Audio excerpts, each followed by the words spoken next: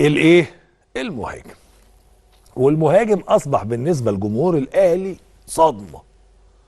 فين المهاجم؟ فين من كتر ما الناس بتقول او الاهلي كان بيتردد هيجيب فلان ويجيب علان ويجيب ترتان، فبقى المهاجم وكانه المهاجم ان جه الاهلي هيحقق كل البطولات، وان ما جاش الاهلي مش هيحقق حاجه.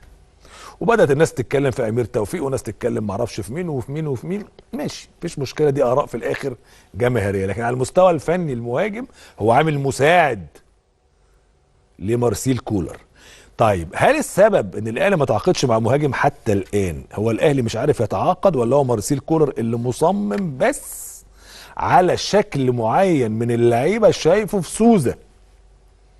وانا بقول لكم من هنا اهو، انا مش هندهش ابدا ولا واحد في المليون، يعني مش هتصدم ولا هقول ياه ياه، مش هعمل كده خالص لما اقرا خبر بكره ولا بعده ولا بعده ان سوزة بينتقل للنادي الاهلي. طبعا الناس بتزيط، وكلاء يخش يقول لك ده سين ده صاد، ده فلان بتاع ما اعرفش سيراميكا، ده فلان بتاع ايه. سيبكوا كل ده شغل وكلاء تسويق. الاهلي لا علاقه له بكل الكلام ده، كل ده كذب، كل ده كذب. الاهلي عنده المدرب بتاعه وهو دماغه كده، اي بديل بيجيبوه. يعني عايز اقول لك على حاجه، اذا الراجل بالصبح قال خلاص مش عايز سوزة، ها، الاهلي عنده 3 4 جاهزين. هيحتاج 48 ساعة للعقود والورق وان حد يسافر او يبعتوا له، متفقين مع 3 4 اتفاقات نهائية مع انديتهم ومعاهم، اتفاقات نهائية. خد بالك، والوقت بيجري وانت عندك المعسكر في شهر 9، لكن هو عايز سوزة.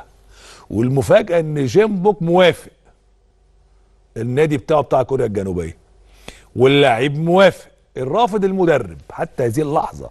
بس الاهلي بيراهن على نقطه انه في ديسمبر الولد هيبقى فري خلاص.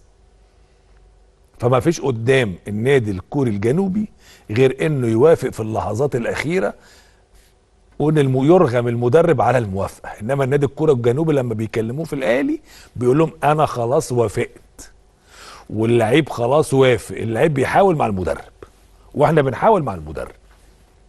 حد يجيب لنا يا جماعه نمره المدرب ده ونكلمه وننجز بقى. ده يعني ده لو بنجيب بنزيمه كنا خلصناه. مفيش نفس للكلام ده. ده اتحاد جده في محمد صلاح اول ما قالوا خلاص الناس خلاص رجعت. هو الراجل عايز الشكل ده من اللعيبه بتاع سوزة ده.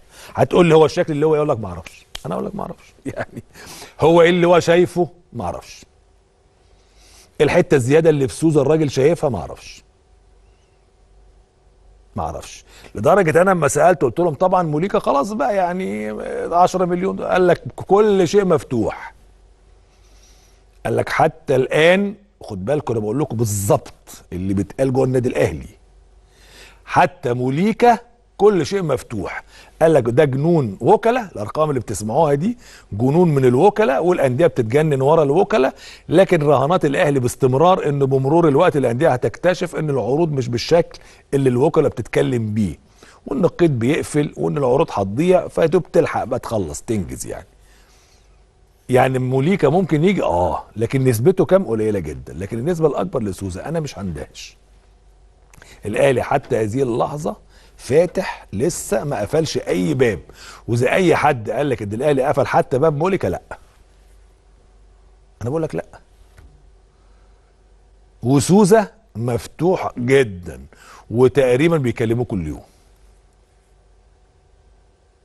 فانا مش هندهش، انا عن نفسي مش هندهش اذا لقيت سوزة موجود في النادي الاهلي.